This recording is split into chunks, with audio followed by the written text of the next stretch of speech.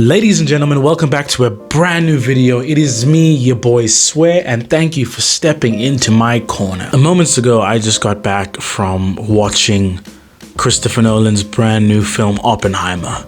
And these are pretty much my initial thoughts. Now, I'm gonna try my best to keep it spoiler free. And again, these are just my initial thoughts because I really need to digest what I've seen, and I feel like I have to maybe watch this film a couple more times before I can do a full breakdown or full concise analysis of what the hell I just watched. But yeah, I remember when this film got announced a couple years ago and I was thoroughly excited.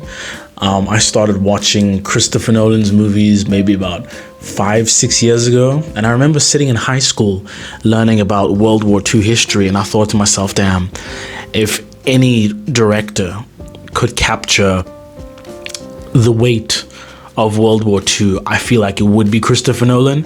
And then a year or two after that, it gets announced that he's making a movie on Oppenheimer, and for me it just felt like the stars aligned perfectly, and I knew from that moment I was gonna be watching this movie. So I think it's safe to say that I went into this film with expectations, and I'm pleased to report that all of my expectations were met and superseded.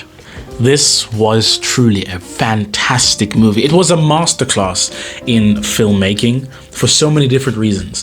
The acting, chef's kiss. It's very rare that you see a cast filled with such talent and just pure, the cast just oozed this lovely sense of charisma, and everyone came on their A game. There was not a bad performance in this film. I thought it was fantastic. On the directing front, oh my God, Christopher Nolan, baby, you've done it again. I don't know how this man does this.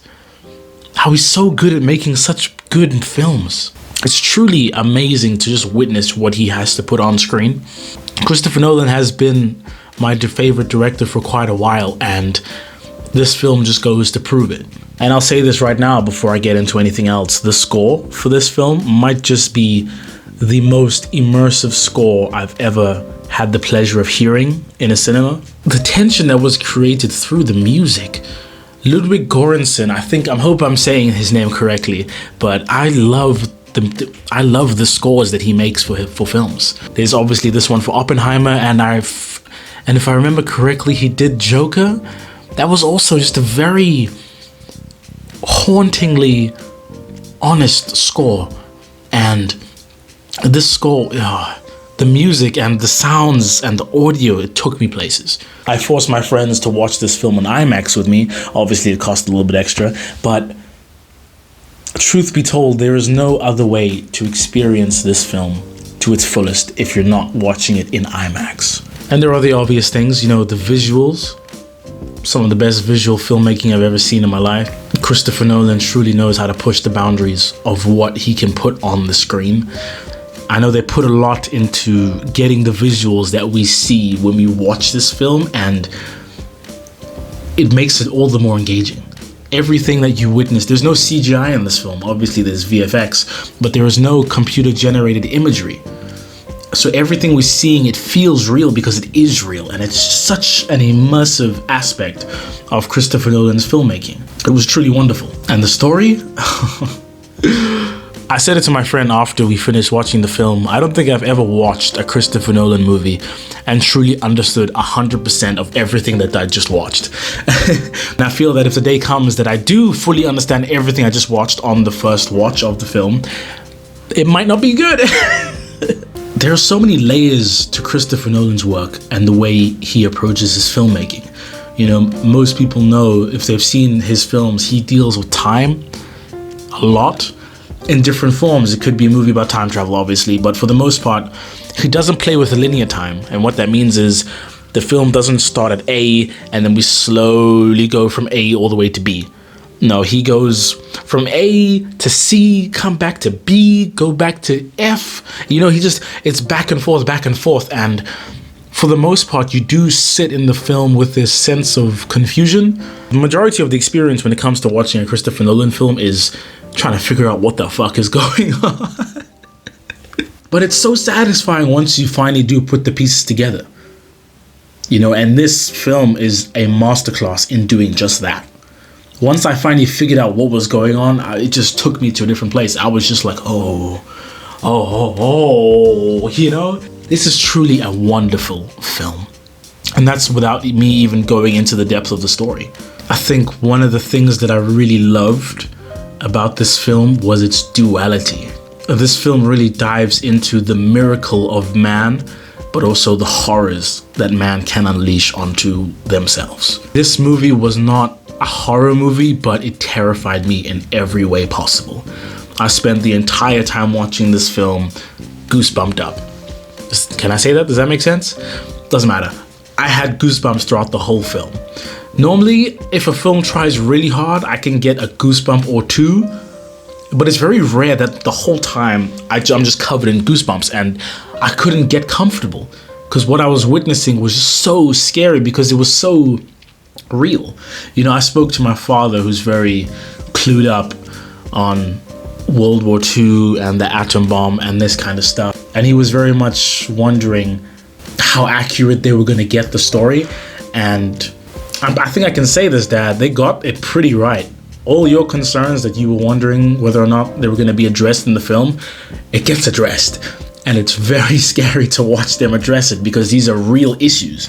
The world was so close to having such a radically different existence. And that's so scary. You know, because on the one hand, the character of Oppenheimer is looking to perform this miracle. As a scientist, he really wants to push what science is capable of. But in doing so, he sort of unleashes the horrors of what man can do with the scientific advancements that they make. And it really ties into the very famous quote that's linked to the real Oppenheimer, "And now I am become death, destroyer of worlds." You know? On one hand, there is this miraculous discovery of a whole new world, but at the same time, in doing that, it is the key to the destruction of everything. And it is so scary to watch. Genuinely, after the film finished, I was very much speechless. Truthfully, it's not often I feel that way about a film, but even now I'm getting goosebumps just thinking about what I just watched. This movie is truly fantastic.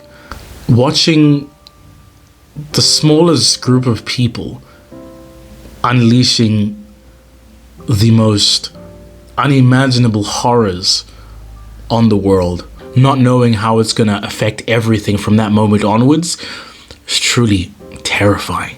I cannot express how scary this film was. Again, it was not a horror movie by any means, but I was scared the whole way through. And there are a couple scenes in this film that truly just had my jaw on the floor, whether it's from the acting. Cillian Murphy killed it. Robert Downey Jr. killed it. Emily Blunt, Florence Pugh, Kenneth Branagh. All these people did such a fantastic job at bringing this world to life. I have a dream of becoming an actor one day. In fact, I'm not even going to say that I am an actor. I've been doing this for a long time, and I will continue to do this until the day I die. And if I ever get the opportunity to be a part of something so meaningful, like what I just witnessed, I'll be forever grateful. I don't think there's anything that can top this. Storytelling. What I just witnessed was storytelling at its finest. And that's what I'm interested in. I'm very much interested in telling stories that move people.